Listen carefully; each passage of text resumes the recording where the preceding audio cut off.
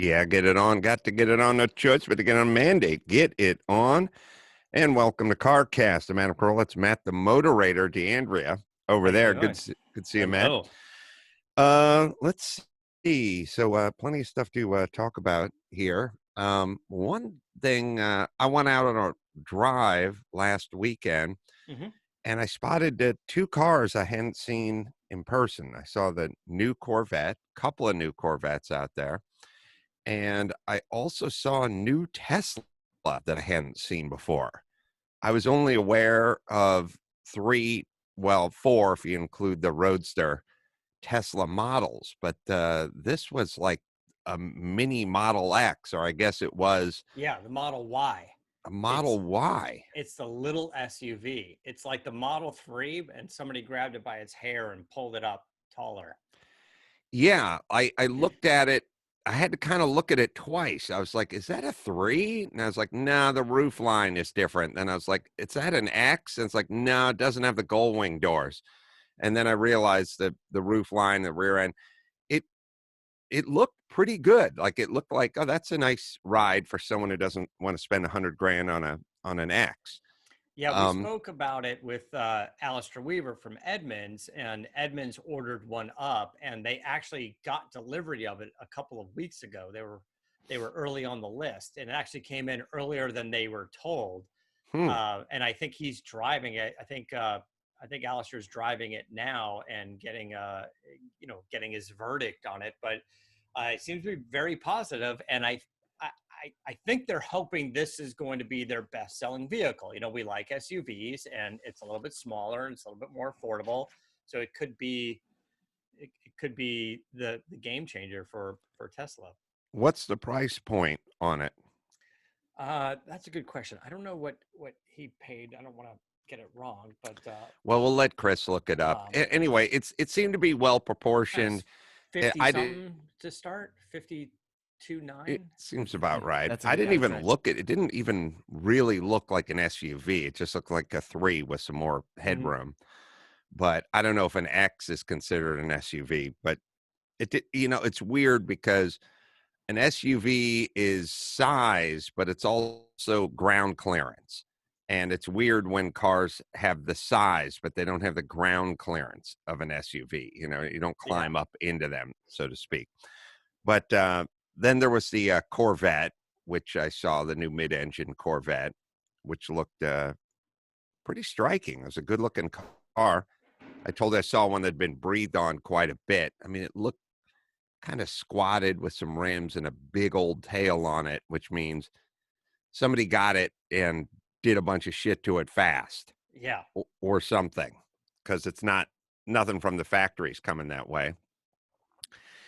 You were talking about the Corvette with the possible four cam mid engine in it, which sounded pretty cool to me. To me, the problem, the thing I've always had about the American cars versus some European and Japanese cars, if you take a look at the head of an American car and it's a push rod situation, especially the ones that have the stamped valve covers, like just the sheet metal stamped valve covers. And then you take a look at a Jaguar 3.8 or Hmm. 4.2 or Alfa Romeo or, Datsun is good. It's a single cam. Mercedes is fine. Looks the same as a Datsun, old engines, single cams, or one of those Aston Martin V8s that has the four cam engine or something. Yeah. There's just something so cool about the heads on those engines. There's something about the spark plug wire going right down the center of the head, which is so cool. And then there's something cool about, or was the induction, Weber's or Mikuni's or multiple, um, like multiple, I'm trying to think, like a trumpet for every carb, I guess, Hmm. a trumpet for every cylinder, I should say, on the carb.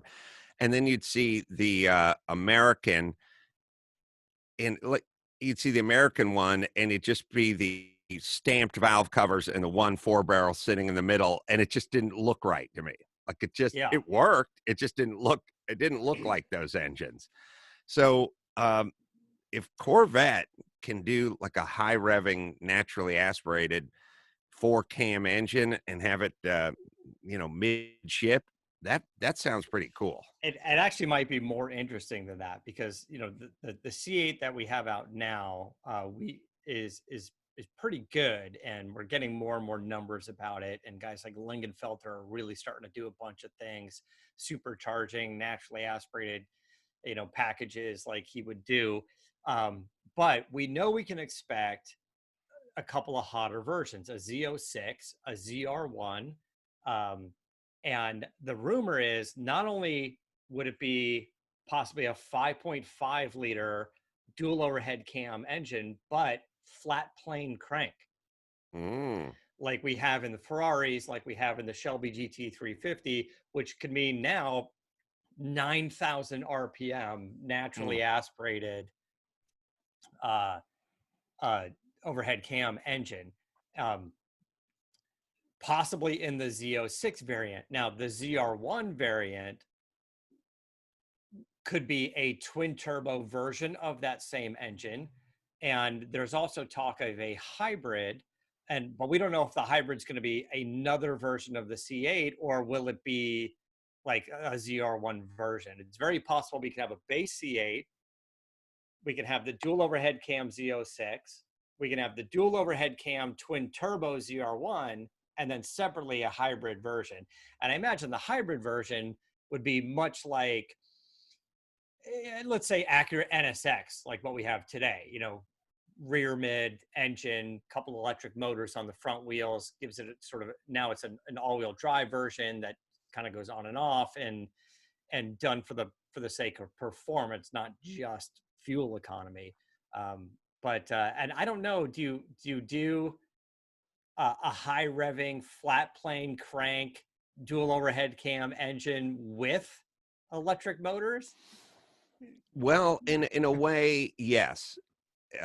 Well, definitively, yes. I'll tell you why. First off, I love the 9 grand 4-cam engine, in that Corvette, in the mid-engine, and I'll tell you why. Um, America, that was always the difference between Europe and America to me. The America, was always kind of torquey and low end grunt and blah blah blah. But that high revving part, that's the race part to me, and Mm-hmm. road racing part, and I just always was attracted to that, and I always thought that was kind of, in a way, if you wanted to kind of define America versus Europe or Japan, you just kind of go peak horsepower. Where does it make its peak horsepower? And, the average, if you took Europe and Japan, the average on the peak horsepower would be, and I'm talking back in the day, the average would be, 7,700 RPM. In America, it'd be 6,300 RPM, and kind of that difference, or maybe 5,900 RPM. But that difference right there was kind of the difference between America and Europe. And to answer your question, if you have that high horsepower engine, and that engine is ostensibly making its peak horsepower at 8,400 RPM or whatever it is, well, what suffers is low end Mm-hmm. usually. I mean, they're working around it now, but I mean, if you take one of my high revving engines and some, Datsun 510 or something, it makes all its horsepower after 7,000. It makes almost no horsepower under 5,000. Yeah. Also, And it doesn't have the displacement, like you're saying. It doesn't have it doesn't enough. have the There's not displacement. enough This, engine to create that right. torque. This does, but I'm saying, if you had a motor assist at the low end, if you had like an electric assist when the light changed, Yeah. and you could launch, and then as the RPMs kicked in, because obviously if that's thing is pulling to 9,000 RPM, it's pulling super hard after 7,500. But traditionally, it takes a little longer to get up on the stick. And if you had an electric assist and instant torque, then that's sort of your cake and eating it too. You're getting the launch and the high winding pull. You're exactly right, and the high end supercar companies are figuring that out. Koenigsegg, I think McLaren did to some extent on the P1, but they're saying, yeah, let's fill in that gap on the low end, especially that turbo lag, and Right. and a lot of times you always try to find the best balance of a turbo motor on low end power and high end power, but you could definitely size it up to favor one or the other. It's tough to get both.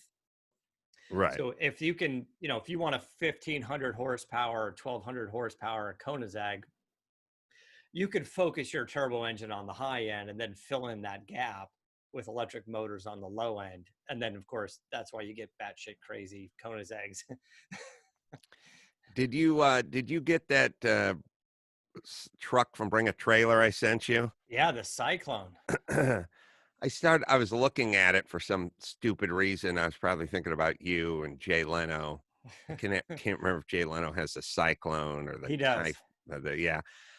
Jay just bought a truck to get his Christmas tree home one day, famously.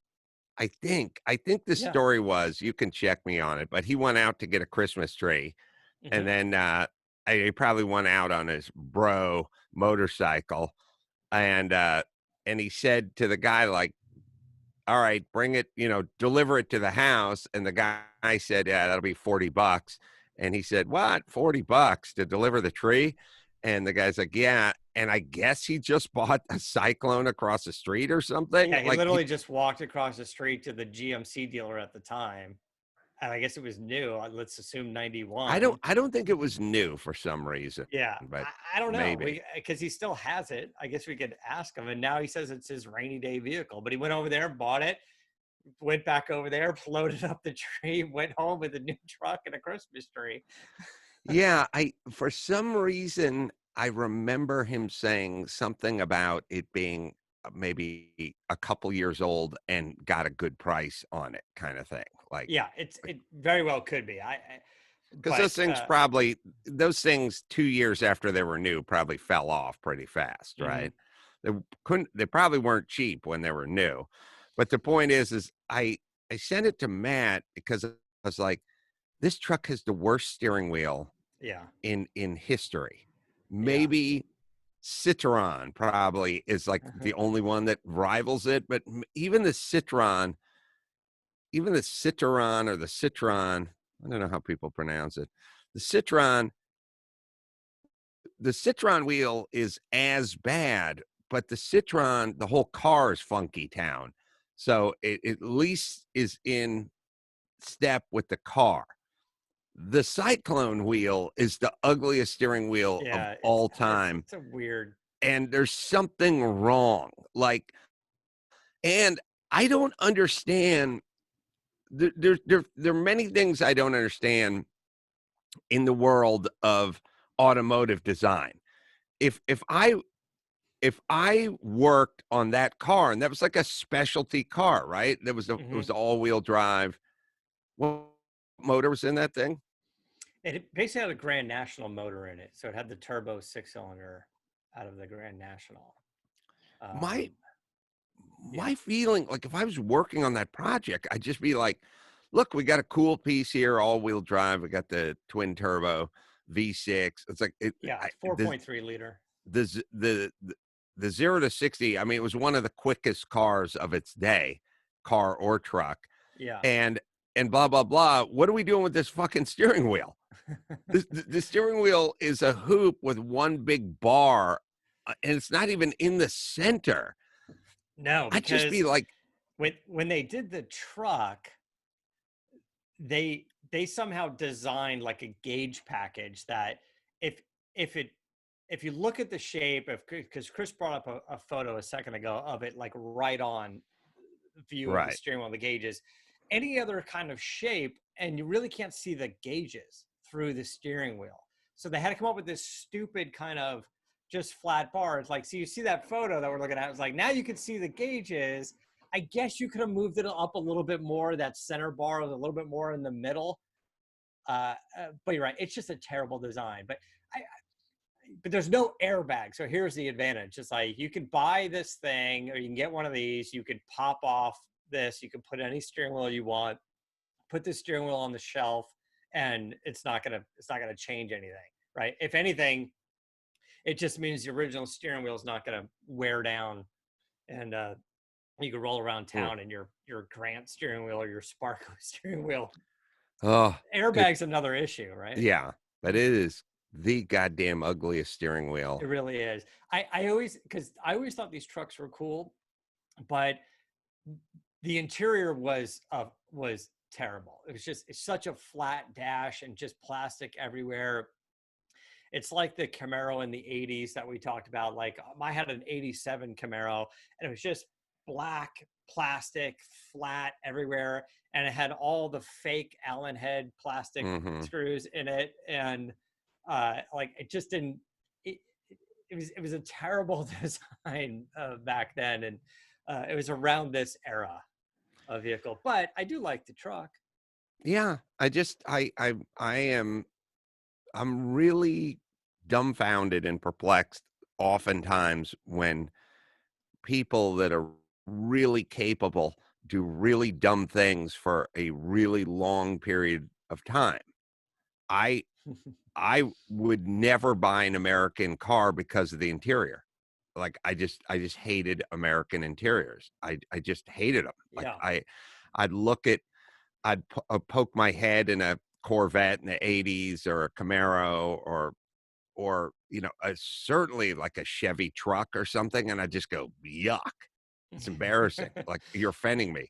Yeah. I don't but why was there was nobody at GM? There's nobody who just went, hey man, a fake Allen screws. It looks stupid. Like we look like we got caught trying here. This is dorky. Like it's so funny. I mean, I know I've said this before, but like I was around in 1984 when people, when my rich friends had a Volkswagen Golf GTI, or even a God, like I'm trying to think, like a Jetta or something. Like Jimmy had an old Jetta at some point. I knew guys who had Jettas and GTIs and stuff like that.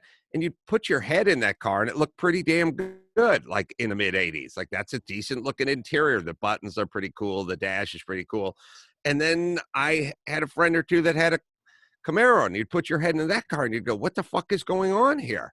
And then all I would always say is like, doesn't anyone at GM have a Jetta or GTI or just any other cheap car that has like a nice-ish interior? I don't know, a Toyota Supra or Celica or something. Like, just go do that in your car. Just do some version of that. It's interesting now because a lot of car companies, they brag about that, and they're saying, oh, we developed the new whatever, the Shelby GT 350, and we used the Porsche 911 or the M4 as benchmarks for performance and design. Like, great. I guess nobody did that back then. Nobody said, hey, should we go across the freeway here to somebody else's lot and buy one of their cars and bring it in and take a look, see what they're doing? You take a look at like what would be the flagship performance automobile for Ford and GM, Chevy. So you take a look at the Corvette and the Mustang, the two kind of sports cars or performance oriented cars, top of the food chain for Chevy and Ford for the most part. You take a look at a Corvette interior from 1973 to 2001, and it was junk. I mean, it was literally like a 25-year, 30-year run of horrible. Well, maybe I'll go 1973 to, let's just say, 1997 or something like that. But it's like 25 years of unadulterated shit interiors. And then you take a look at a Mustang, and you take a look at the Mustang and you go like, well, 70, I don't know, 5 to 2000 or 1996 or something like that. These are 20-year runs of horrible interiors. It's inexcusable. I would never buy a Mustang, and I would never buy a Corvette because I'd have to sit in them and I'd be like, this looks like shit. And I really can't figure it out, because you take a look at a BMW 2002 from like 1969, and it's got a cool interior. And then there's the 320i from, 1979, 1980. Like, it had a cool interior. Like, my dad had a VW Rabbit. The interior was fine. Like, it was a stripped down, bottom of the barrel, first year, like 74 Rabbit. It had kind of okay interior. Yeah. No cloth. Everything was, and by the way, in the Carolla world, no cloth didn't mean leather. It No. meant vinyl everywhere. It was like, my dad's In the Rabbit was, valley? black Oh my vinyl. And no garage. My dad's 74 Rabbit was vinyl seats, vinyl floor mats, vinyl floor, vinyl headliner, like vinyl everything. And when I was picking up my buddy Chris from Snacks Fifth Avenue, where he worked, not Saks, Snacks, and I would pick him up because he worked the kiosk at the mall for Snacks Fifth Avenue, and they had Sweet. oversized chocolate chip cookies, and he would give me one. Like, and so That was your pay for being his Uber back then? yeah, he smuggled out a big, large root beer, like a big tub of root beer, and like a 22-ounce root beer, and a chocolate chip cookie. And I was driving him home from Sherman Oaks, and we're like waiting at the stoplight, and next thing you know, he's got his dick out and he's pissing all over me, right? So he's and it's not a normal piss. He could do something that was much more elaborate. And so all I have on me, I'm trying to drive, by the way, which is weird. Like, he's in the passenger seat and he's pissing on me while I'm trying to drive. But all I have is my root beer. So I just chuck my whole root beer at him. And then he chucks his whole root beer at me. And so the inside of my dad's Rabbit had root beer everywhere And piss. and piss everywhere. And I remember driving it home, and I think my dad was probably home and stuff, and I literally, like, I just hosed out the interior of my dad's car. Like, it was all vinyl. I could hose it off. That sounds disgusting. Just sticky and gross and smell bad, and it was so it's it gonna was so be in funny. the carpet. It's in the carpet. There's no carpet. No carpet. No carpet. Just had like that like that thin, like roll up kind of mat thing, right? Like no, I first off, no hyperbole. I'm telling you, it was all vinyl and rubber. Like, there was no the seats. I don't know. Maybe Max Pat will find an interior shot of a. Yeah, I'm looking. I mean, all the ones fighting there, they've been redone. So. Oh, they've been redone. So what it was is the car had a stick down kind of thin vinyl for the floor, rubber vinyl, thin rubberized. The seats were vinyl, black vinyl, and the floor was that sort of deck rubber, thin, whatever, that was like tailored and it had adhesive on it. The floor mats, cloth floor mats, were an option. Mm-hmm. So my dad didn't option anything on the car, no air conditioning, no floor mats. So the floor mats that came with it were just the rubber floor mats that laid down on top of the vinyl, essentially. And the back had the same thing. And the headliner was just more vinyl. There was literally no carpet. There was no material in the entire vehicle.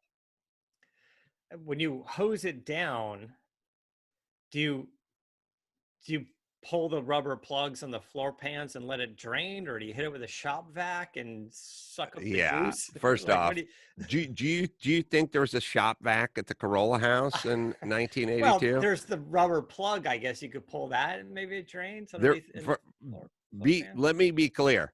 My dad did not own any tools. A shop vac would have Right. been like your dad owning a sawmill or something, like no, he didn't have a pair of pliers. Like there were zero tools in the Carolla house. Well, what do you do when you have a Well, I Volkswagen didn't, full of root beer, piss, and yeah, water? I remember I remember pulling it back up to my dad's house. That was like across the street from North Hollywood High. And I got the hose out, like, bucket, rags and stuff like that. And I didn't just turn the hose on full and like start spraying down the dashboard or anything. I was like using it and like mopping it up and squeegeeing it out. I had Yeah. to get the headliner and everything. But yeah, it was pretty much waterproof. No, I did not pull the plug. I remember the plug. We're looking at a vinyl version of it. Did that car Max Zapata, that's a pretty ugly steering wheel too. Yeah, Did it's pretty that ugly steering wheel. car, That is more familiar though. we're looking at it, just an old version one. If you could find a window sticker for one of those cars, I think floor mats, I think cloth floor mats were an option. And it was probably $26 or something. And my dad, that was the first new car my dad has ever bought in his life, and it was just a stripped down uh Rabbit. Just first year, stripped down, weird pea kind of yellow green and black interior. And all I remember is no cloth anywhere and 4-speed with really weird sloppy linkage, and it had it had carburetor problems all the time. It was a carbureted car, and there was always something wrong with the carburetor. Remember when cars were always in the shop? Yeah. So obviously, my dad didn't have any ability to work on a car of any kind, and neither did my mom. So back then, you needed a kind of perfunctory kind of knowledge of a car. Like back then, you had to be able to take the distributor cap off after a rainy night and dry it off and put it back in, Right. or pull out a fouled plug and dry it out, or regap it or something, or little bits and pieces. You didn't have to be Mr. Goodwrench. You just had to be able to kind of do a couple little things, as part of a sort of general maintenance of an automobile. My dad couldn't do anything. So if there was a loose wire or something, it'd be in the shop. Like if a coil wire was loose, it'd have to go to the shop, or someone would have to come try to fix it. We're looking at This is an 81 Rabbit. Floor mats are $15 extra. 15. Wow. Floor How much mats is are the car? How much is the car? 6,500. Wait, no, I can't find the. Does it 6,500 sounds about right? It could be a little total, less. Yeah, with all the add-ons, total was $8,120. So Damn, 8,100. Our floor mats are literally $15 and yeah, it's a $81. $15 extra. That's What's funny. it say? Does when it you say said that, cloth? I was gonna guess 19. It When just you says said- floor mats. Okay, so Oh yeah, floor mats. so that's 81. This is 74. Yeah. Floor mats could have been $1.89 or something. The point is I know how my dad would have bought that car. They would have just went, you want radio? You want radio, blah, blah, blah. And nope. Do you want this? Nope. Do you want a defroster? No. Do you want air conditioning? No. I wonder if in 74, which was the first year of that car, I wonder if air conditioning was even an option. I don't know. It was definitely, it wouldn't have been standard. It would have been an option, right? I guess so. It's weird to me that it was beyond. I guess in the 70s, sure, yeah. Yeah. Yeah, 60s for sure, right? You know, Yeah. Yeah. So yeah, I think 74 was first year for that car. And by the way, the $15 floor mats on that price we just saw, on that readout we just saw, those didn't have to be cloth floor mats. They could have been vinyl, I guess. I don't know. I don't know what the hell was going on with that VW back then. Is VW back? Are they doing stuff now? VW, God. yeah, VW's huge. They own uh, Porsche, Audi, Lamborghini, Yeah, yeah. right? I think Sorry. I mean, Ducati. like, are they selling like diesel powered anything in the US anymore? Is there any Touareg, whatever? I'm trying to think. Like, I don't feel like I've seen new Touaregs or new Jettas or new whatever. Like, Now there's an Atlas. That's the SUV. oh, the Atlas. That's Yeah. right. Right. Are they doing diesel stuff? I don't know if they're doing diesel stuff after the whole, trouble that they all That got just bumped into. them out of the diesel game. I it, it, I think it did, or at least Hmm. it did for a while, but I don't know. But The yeah, they got a Jetta, they got an Atlas, they got a Tiguan, and I think the Beetle is ending, but they have yeah. the Golf and the Golf R, and I'm I'm look. sure they're doing some concepts, probably I'm looking electrics. down our rundown list, and I'm seeing a note here that says Lister is hot rodding a Jaguar F Pace. Yeah, so I was going to mention that Lister, a name Hmm.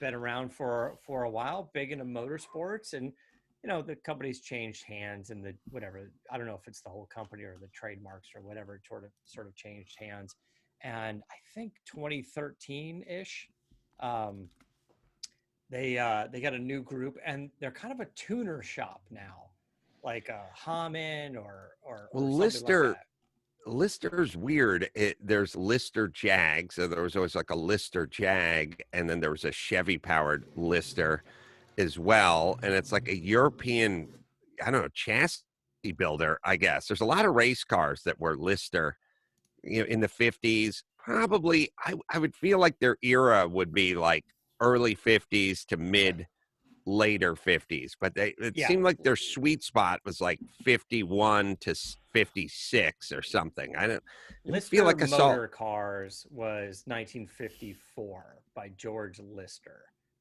Hmm. He as like an engineering company, like you're talking about, and then 54 to 86 was that reign, and then there was a different ownership or maybe different direction from 86 to 2013. I don't even know what they were doing I don't either. during that time, and then and now they seem to be back as a tuner shop, um, Well, they're kind of where they're kind of cool, and I don't know. In a way, it's not quite analogous like Alpina is to BMW, or Schnitzer is to BMW, or AMC is to Mercedes, but there's an element of that. yeah, AMG. Oh, sorry, AMG. AMC is a movie There is, theater. and you mentioned Lister Jag, and maybe that's why their focus is in hot rodding Jags, if it's sort of all the same group. But yeah, I think in 2018 they took the Jaguar F Type sports car, they took the F Type R, which was I think 550 horsepower, and they brought it up to 657, I think, and they did it with a tune and supercharger pulleys and improved, intercooler and ECU tune and blah, blah, blah. And they made a hot little car to the 0 to 60 in 3.2 seconds. And the new one is uh, the uh, the SUV. They're taking the F-Pace SUV. Jag came out with an F-Pace SVR, which is kind of a badass 5-liter supercharged uh, SUV. It's 550 horsepower. They Mm-hmm. brought it up to 675 horsepower so they can hit 200 miles an hour. And they want to be the fastest Hmm. SUV out there. Yeah. good looking. Yeah, it's. I That'll mean, be they started cool. with a good platform. It was already a good looking SUV. Yeah. You know, For those who are going to come see us at Monterey and who, like certain classes and miss other classes, we're not big fans of the chitty chitty bang bang class, but there is a class, and I don't know what it is. It's 1951 through 1966 GT 5 liter, over 3 liter, 5 liter, whatever. Mhm. But you watch those listers, the Chevy listers out there, or Jag listers, and that class is a fun class because you got those guys out there. They got these big kind of aluminum cars that have 327 Chevy in them, and they have 5.5-inch rims and a huge steering wheel and like no roll cage. And those guys are just sawing away at that wheel the whole time. Like the cars make big horsepower. The cars are light. They have not a lot of rubber on them. And guys are just hustling those things around the track, but they're always just sawing away at the wheel. Group 6A historic sports racers from 1955 to 1961, if memory serves. Now, Chris put that on the screen, but yeah, that's about it. They go off after my group. I don't know. I may be 5A or 4A or something, but those guys are just sawing away at those cars. And it was a funny time in it was an interesting time in motorsports in that did they have the horsepower figured out? Like, yeah, they did. They made good horsepower. And they go, did they have the car weight, the lightness of the car figured out? Yes. Did they have like the kind of suspension and handling figured out? Like, yes. Okay. Did they have the brakes and the rubber, the traction part figured out? Not really. So Yeah. it's like, okay, lots of horsepower, good handling, good speed, lightweight, shit brakes, and no rubber on the road. Yeah. It's like that makes for kind of an exciting run group. And not a lot of safety to begin with. So No, some of those cars barely have a hoop that goes over your head. And as we found out when our good friend John Morton rolled his car, yeah, the Scarab. the Scarab, whatever little roll bar he had over his head just folded in anyway. Yeah, it didn't do much, but that was Or maybe it did just enough. Or maybe just enough.